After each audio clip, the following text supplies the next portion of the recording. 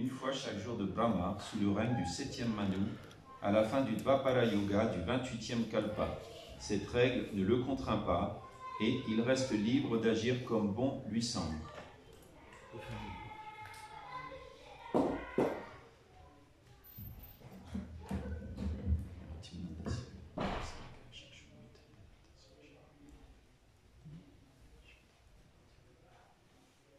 Donc voilà, dans 4 jours, on célèbre l'apparition de Krishna sous sa forme de Shri Chaitanya Mahaprabhu ki Jai.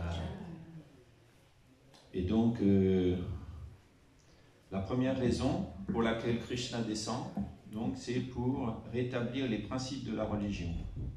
Puisque le but de la raison d'être de ce monde matériel, c'est pas de nous faire souffrir. C'est pas de nous voir souffrir, mais c'est en fait de nous voir retourner à Krishna. C'est la raison première de ce monde matériel. Et si la souffrance existe en ce monde, en fait, c'est la miséricorde de Krishna. Parfois, les gens disent, si Dieu a créé ce monde, pourquoi ce monde il y a tellement d'imperfections? Des enfants malades, des saisons qui ne sont pas de saison, etc. En fait, comme dit Keshav Maharaj dans une classe, ce monde, il est parfaitement imparfait. Parfaitement imparfait. C'est bien dit. Ça signifie qu'en fait, c'est un petit peu comme le feu. Pourquoi le feu, il brûle? Imaginez que le feu ne brûle pas. Imaginez un feu qui ne brûle pas. Un enfant met sa main au-dessus d'une bougie, une bougie qui ne brûlerait pas. Qu'est-ce qui se passerait? Sa main serait brûlée.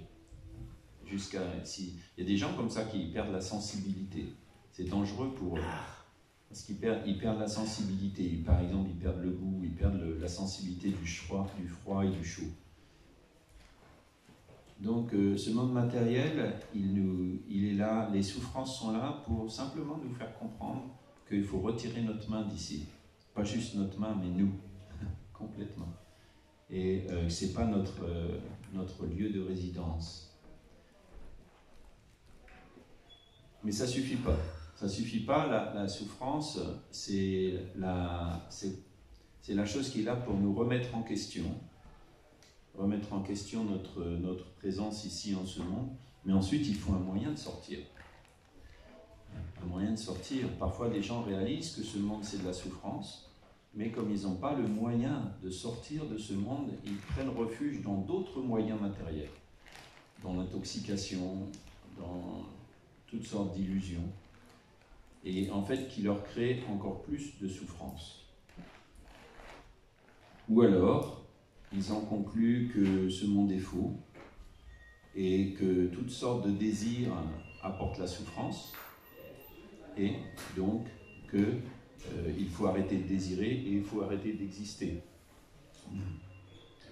Krishna décrit ça dans un verset de la Bhagavad Gita, Vita Raga Bhaya Krodha Manmana Mam Upashritya Bhavo Gyanatapasa explique, et c'est intéressant là, dans le commentaire chez la Prabhupada comment il commente ce verset, Vita Raga Bhaya Krodha Mam Mana Mam Upashritya. Que Krishna dit que nombreux sont ceux qui, libres de l'attachement de Vita Raga Bhaya, de la peur et de la colère, se sont purifiés et ont ainsi appris à me connaître et sont retournés à moi. Ont pris refuge en moi et ont appris à me connaître. Et Prabhupada, comment Srila Prabhupada commente ce verset, Vita Raga Bhaya Krodha. Raga, l'attachement, Prabhupada va définir ce mot pour les matérialistes. Simplement, la personne qui cherche son plaisir dans les objets d'essence.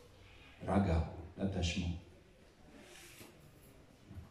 Et Bhaya, en fait, Bhaya, ça va être, il y a Krodha, oui c'est ça, Bhaya c'est l'impersonnaliste, la peur. J'ai peur, je vois que quand je désire, quand je touche à ce monde, eh bien je souffre, donc je ne veux plus exister, je ne veux plus de forme. Bhaya, il a peur de ce monde, c'est attrait, répulsion. Et Krodha, la colère, c'est ceux qui ne croient plus en rien, les agnostiques. Sartre, Camus et d'autres, Nietzsche. Vous connaissez cette anecdote? Nietzsche, il y avait dans le métro en Allemagne, il y avait quelqu'un qui avait marqué « Dieu est mort, signé Nietzsche ». Et puis, quelques temps plus tard, Nietzsche est mort, et quelqu'un il a écrit « Nietzsche est mort, signé Dieu ». Donc, Vita, Raga, Bhaya, Krodha. Krishna dit qu'on doit devenir libre de ces trois attitudes. L'attachement pour ce monde, la peur, la peur d'exister éternellement, et la colère qui engendre l'agnosticisme. C'est intéressant de noter que pour les Vaishnavas, on parle du mot, quand on parle Vairagya. Chaitanya Mahaprabhu, il y a un verset qui glorifie Chaitanya Mahaprabhu, il est dit Vairagya Vidya Nija Bhakti Yoga. Que Chaitanya Mahaprabhu, il est venu enseigner le Vairagya, le détachement et la connaissance. Vairagya Vidya Nija Bhakti Yoga et son propre service de dévotion. Vairagya Vidya Nija Bhakti Yoga Shikshartamekam Purusha Purana Shri Krishna Chaitanya Shaliladari. Donc il est venu, c'est Krishna en personne qui vient enseigner. Prabhupada donne l'exemple du professeur qui prend une craie et qui écrit sur le tableau A, B, C, D, qui écrit donc, qui montre aux enfants comment faire. De la même façon, Krishna, dans l'âge de Kali, il a beaucoup de miséricorde pour nous, parce que nous sommes Manda Sumanda Matayo Manda Bhagya Yupadruta. On est Manda, on est très lent d'esprit. Sumanda. Sumandamati. Et donc Krishna, il vient comme avec des petits-enfants. Comme avec des petits-enfants, il prend la craie et il écrit sur le tableau. Donc, Vairagya Vidya, Nija Bhakti Yoga, Shiksha, Tam et Kam. Shiksha. Shiksha, qu'est-ce que ça veut dire? Enseignement. Shiksha, Artam. Arta, ça veut dire pour la cause, pour enseigner. Shiksha, Artam. Eka, Purusha Purana. Purusha Purana, c'est cette personne la plus ancienne, Krishna. Purusha, c'est une personne aussi. Krishna est une personne. Purusha, Purana. Éternel, le plus ancien. Purusha Purana. Donc, Vairagya Vidya, il vient pour enseigner le détachement et la connaissance, ainsi que Nija Bhakti Yoga, son service de dévotion personnelle. Alors, c'est intéressant de noter qu'on parle de Vairagya, de détachement, et pas de Tyaga. Non, pardon, c'est le même mot presque pratiquement. Détachement, mais pas de renoncement. Un tyagi, c'est un renoncer. Vairagi, c'est quelqu'un qui se détache. Et en fait, Prabhupada explique qu'on n'a rien à renoncer, en fait, puisque rien ne nous appartient.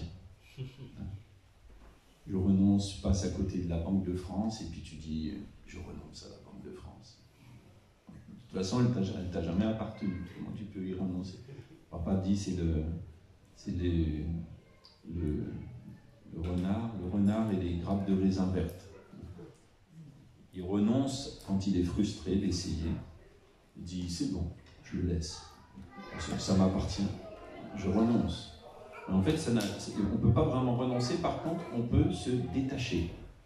Ça, c'est l'attachement, il est bien réel, notre attachement en ce moment. Donc, Vairagya, c'est le détachement. Donc, on voit que Krishna, il apparaît en chaque âge pour enseigner les principes de la religion qui sont en déclin. Quand Chaitanya Mahaprabhu il est apparu, ici c'était le Moyen-Âge, la guerre de 100 ans, 1515, allez Krishna, 1515 Marignan, c'est la seule date dont on se souvient quand on a quitté l'école. 15-15, c'est le verset de la Bhagavad Gita où Krishna dit « Je suis le souvenir ». Savoir est l'oubli. Donc 15-15, 15-115. Et donc, c'était le Moyen-Âge. Et en Inde, c'était pas le Moyen-Âge, les gens étaient très avancés, mais ils étaient très avancés dans les rituels, à Navadvip, on dit que c'est le siège de la connaissance, c'était le siège de la capitale de la connaissance en Inde, Navadvip. Mais ils étaient tous absorbés dans des rituels, dans l'adoration de Kali Durga. Krishna il dit Aham bija pradapita, il dit je suis le père, je suis la mère. Et j'ai écouté une phrase de Srila Prabhupada tout à l'heure où Prabhupada il dit que si on n'adore pas Krishna en tant que père, on l'adore aussi parfois en tant que la mère. Et la mère, c'est la nature matérielle. Et les scientifiques, par exemple, Prabhupada il dit ils adorent la mère, ils adorent la nature matérielle. Et puis, bien sûr, Prabhupada dit c'est aussi des shaktas, les scientifiques. Shakti, ils adorent la Shakti au lieu d'adorer Shaktiman, le possesseur de la Shakti. Et donc, les gens adorent Durga en Inde, la mère. Donc, c'était des matérialistes en fait. C'est expliqué bien dans le Chaitanya Charitamrita, dans le Chaitanya Bhagavat, qu'ils étaient absorbés à marier leurs filles, leurs enfants. En Inde, c'est quelque chose de très grand. C'est important, bien sûr, mais ça peut prendre des mesures démesurées. Le mariage, des fois, là-bas, les dépenses effectuées pour les mariages, la durée du mariage, 1 semaine, 10 jours. Des fois, ici, c'est juste, on va à la mairie, hop, on signe. Mais là-bas, ça peut être... Et donc, c'était l'absorption, et puis l'adoration de Durga, tous les animaux, etc. Chaitanya Mahaprabhu, il est apparu dans l'âge de Kali, et il a donné le Yuga Dharma, donc, qui est le Harinam Sankirtan. Prabhupada traduit ça par le chant congrégationnel des saints, pas juste individuel. Et c'est intéressant de noter qu'il donne un moyen de réalisation spirituelle qui est accompli en groupe dans l'âge de querelle. D'autres âges, les gens ils allaient méditer seuls, dans la montagne, dans la forêt. Mais dans l'âge de Kali, la manière d'adorer Krishna, c'est de chanter ses saints noms en congrégation. Il faut arriver au moins à arrêter de se quereller le temps de chanter ensemble. Donc, et il donne également le service de dévotion à sa personne. Pas juste, il donne le saint nom, mais il donne également le processus du service de dévotion pour se purifier. Sous les formes que sont Shravanam, Kirtanam, Smaranam, etc. Toutes les 9 formes de service de dévotion données que décrit Prahlad Maharaj. Alors je pense que c'est juste à ça maintenant. Bien sûr, Krishna il apparaît pour donner le processus de réalisation pour un âge particulier. Et Krishna, de ce côté-là, il fait son travail. Après, à nous de le recevoir. À nous de recevoir ce cadeau. Et de le mettre en pratique, en fait. Alors, et puis on a beaucoup de chance parce que, je ne savais pas, j'ai lu ce matin que la durée de temps qu'il faut pour attendre l'apparition de Krishna, personne.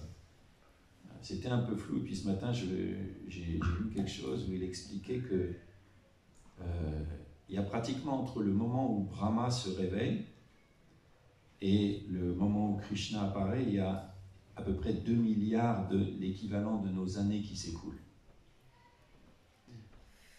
Donc, on sait qu'on dit souvent l'âge de Kali, quand on dit aux gens, vous savez, le cosmos, là, le temps se divise en 4 saisons. Et donc on vit dans l'âge le plus court. Alors les gens ils pensent peut-être, il va me dire 5000 ans, 7000, 10 000. On dit l'âge le plus court, 432 000 ans. C'est le plus court. À chaque fois ils sont plus longs, 2 fois plus longs. Donc en tout, combien ça fait hein, les quatre âges ensemble? Quelqu'un se souvient? Une petite révision. Les 4 âges ensemble, Satya, Treta, Dvapara, Kali. 4 320 000 ans, à peu près. 4 320 000 ans. Et en fait, ça s'appelle un Divya Yuga. Et dans la journée de Brahma, il y a des personnes qui apparaissent pour enseigner, pour veiller aux lois humaines, qui s'appellent les Manus. Et un Manu, lui, il vit 71 de ces Divya Yuga. 71 Divya Yuga. Il vit Et il y en a, de tels Manus, il y en a 14 dans une journée de Brahma. Et Krishna, il apparaît à la fin, au début du 28e, de l'âge du 28e Manu. C'est-à-dire, et le nôtre, ils ont des noms différents, chaque Manu, et le nôtre s'appelle Vivashvata Manu. Et donc, il apparaît, il y en a 14, il apparaît, c'est le 7e. 7e ou 8e, je ne sais plus. 8e. Et en fait, dans l'âge, ouais, ça nous donne une idée de la taille du temps cosmique. Dans la durée de ce Manu, le Manu qui est en charge de ce Divya Yuga, il y a 28 cycles de Divya Yuga, 28 fois 4 320 000 qui se sont écoulés déjà. Donc il en a encore presque plus de 40 encore. Donc voilà, c'est des durées, des temps qui sont cosmiques et qui nous remettent un peu à notre place. On est perdu dans un océan, aussi bien d'espace que de temps. Il y a cet exemple, vous vous souvenez, un jour Tamal Krishna Maharaj à Los Angeles, il était le commandant de temple, commandant de temple je pense. Et puis, il y avait un peu des soucis, il était un peu dur, ou je sais pas quoi. Et Prabhupada un jour, il lui dit comme ça, en fait, tu sais, il y a Mahavishnu qui, à chaque fois qu'il expire, il y a des milliers d'univers qui émanent du corps de Mahavishnu. Et dans ces milliers d'univers, il re-rentre de nouveau, et Garbhoda Kashaya Vishnu, et dans chaque univers, il y a des milliers, des millions de planètes. Et parmi ces millions de planètes, il y a une petite planète qui s'appelle la planète Terre. Et sur cette planète Terre, il y a des milliers de villes. Et dans ces milliers de villes, il y a une ville qui s'appelle Los Angeles. Et dans cette ville, Los Angeles, il y a de nombreux quartiers. Et dans chaque quartier, il y a de nombreuses maisons.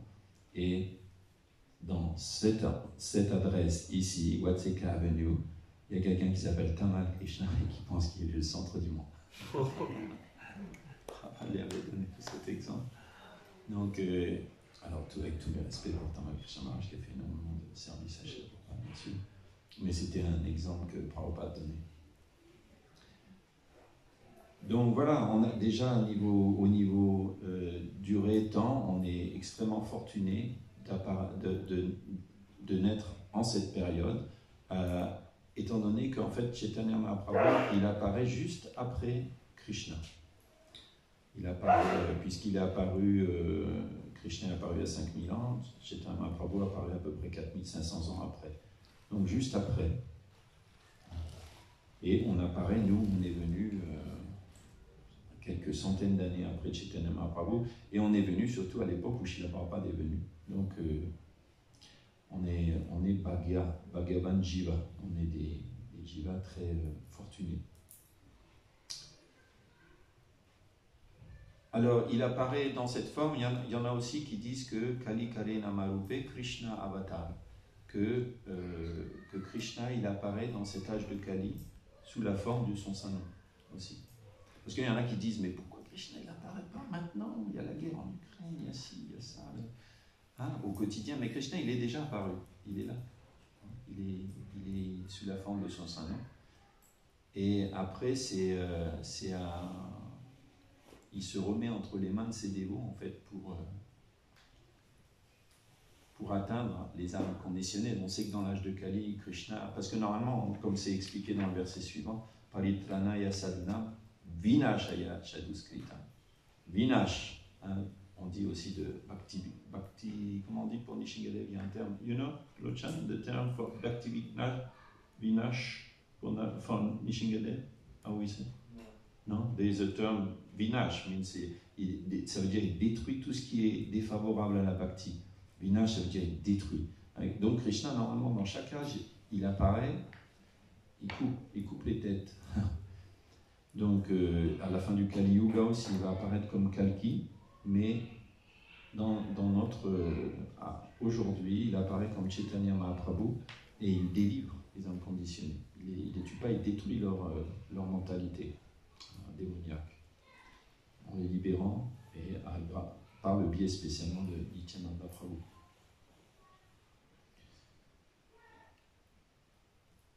On peut lire un peu, à moins que quelqu'un veuille dire quelque chose. Moi, je n'ai pas spécialement préparé. Donc, est-ce que quelqu'un veut faire un point sur l'apparition de Krishna en général, sur Chaitanya Mahaprabhu plus précisément?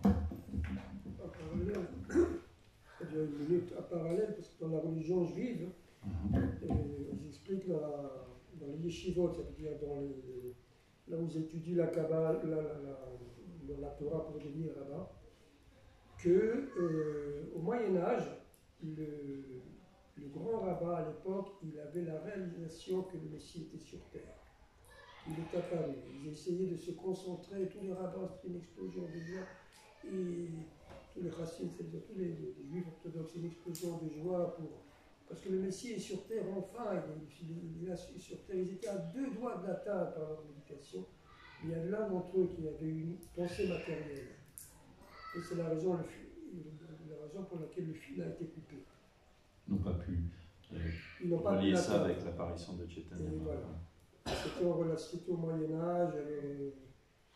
Voilà. On dit qu'il y a aussi quand Chaitanya Mahaprabhu vient, aussi ça. Dans d'autres traditions aussi, il y a tout un. Tu comprends ce que je veux dire? Oui, dans nos pays occidentaux, c'était l'époque de la Renaissance. Mais c'était une Renaissance, au contraire, vraiment centrée sur l'être humain. Donc, alors qu'en Inde, c'était une Renaissance spirituelle à commencer. L'opposé, comme des vases communicants.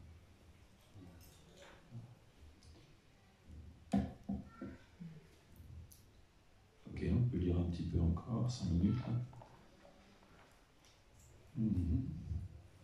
La Bhagavad Gita définit... Non, c'est pas ça, pardon. Tamsijani. Donc Krishna, il n'est pas contraint, Prabhupada dit, d'apparaître à ce moment-là, le 28e Divya Yuga. Il peut apparaître quand il veut, en fait. Il vient donc par sa propre volonté chaque fois que l'irreligion prédomine et que la véritable religion disparaît. Les principes de la religion sont exposés dans les Védas et l'on se dégrade au point de devenir irreligieux dès qu'on néglige de les suivre. Le Bhagavatam enseigne que ces principes sont les lois de Dieu. Dieu est le seul qui puisse créer une religion. C'est donc lui qui originellement énonça les Védas dans le cœur de Brahma, le premier être créé. Ainsi, les principes du Dharma, de la religion, relèvent des instructions directes de Dieu, la personne suprême, Dharma tu sakshat bhagavad pranitam, et on les retrouve d'un bout à l'autre de la Bhagavad Gita. Les Védas ont pour but d'établir ces principes sous les directives du Seigneur suprême, lequel, à la fin de la Bhagavad Gita, affirme que le summum de la religion est de s'abandonner à lui seul. Donc, Prabhupada explique ici que les principes de la religion sont donnés dans les Védas, mais on le sait, bien sûr, les Védas se divisent en différentes sections, Rajas, Tamas, Sattva, et il y a de quoi être confondu, et au niveau volume également. Donc, le véritable principe religieux, Krishna, il est énoncé dans la Bhagavad Gita, Sarva Dharman Parityajya, tu abandonnes tous ces autres devoirs, tu t'abandonnes à moi, l'abandon. Et c'est ce qu'ont fait les Six Goswami, c'est qu'ils ont ce chant qu'on chante tous les matins, comment c'est déjà? Ça fait longtemps que je suis content. Hein? Oui. What is the first word? How it starts? Nana Shastra Vicharane Kanipunu Sadharma Samstapako. Samstapako, ça veut dire établir, hein, comme Samstapakacharya, l'acharya fondateur. Donc Samstapaka. Nana Shastra Vicharane Kanipuno, avec beaucoup d'expertise, ils ont étudié tous les shastras. Nana Shastra, c'est-à-dire tous les shastras. Vicharane Kanipuno Sadharma Samstapako, pour établir les principes religieux éternels. Donc les Chaitanya Mahaprabhu, il n'a pas laissé d'écrit derrière lui, à part le Shikshastakam, donc qui se réfère directement à la pratique qu'il est venu donner dans cet âge, le chant de ses saints noms. Donc l'essence de toutes les pratiques religieuses, c'est de chanter le nom de Krishna, chanter les noms de Dieu. Et Chaitanya Mahaprabhu, il a donné simplement le Shikshastakam qui englobe toute la philosophie.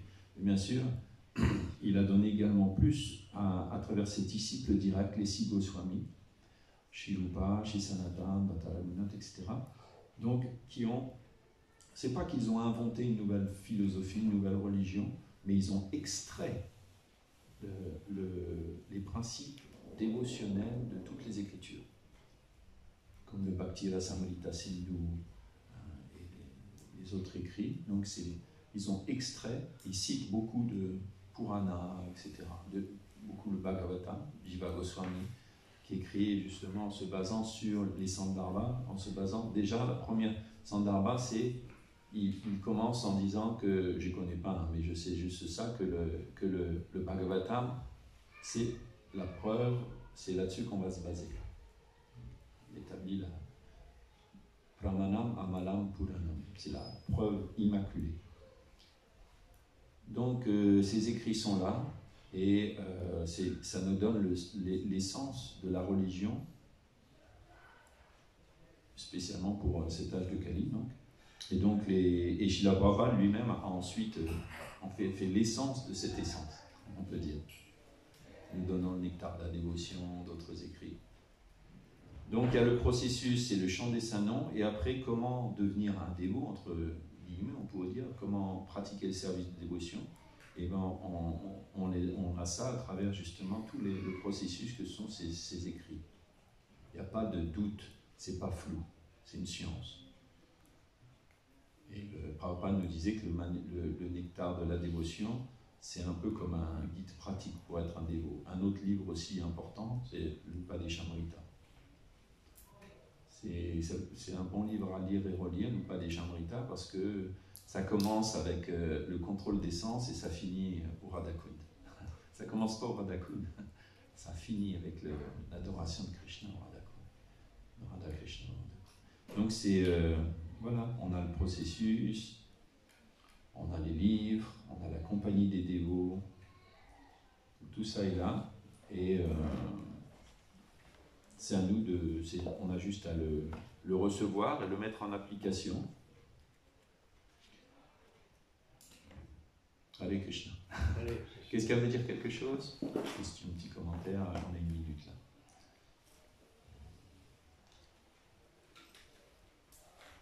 Shri Gaur Punim ki, Srila Prabhupada ki, Gaura Premanandi.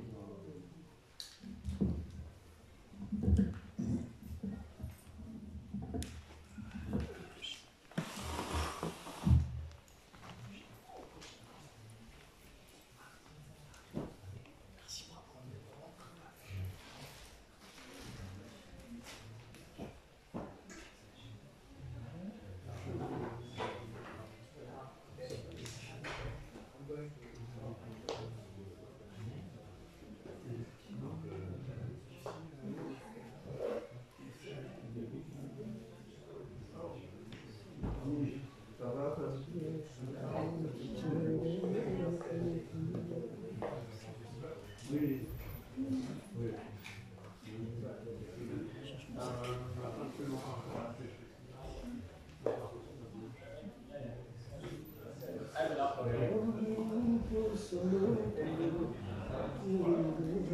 you.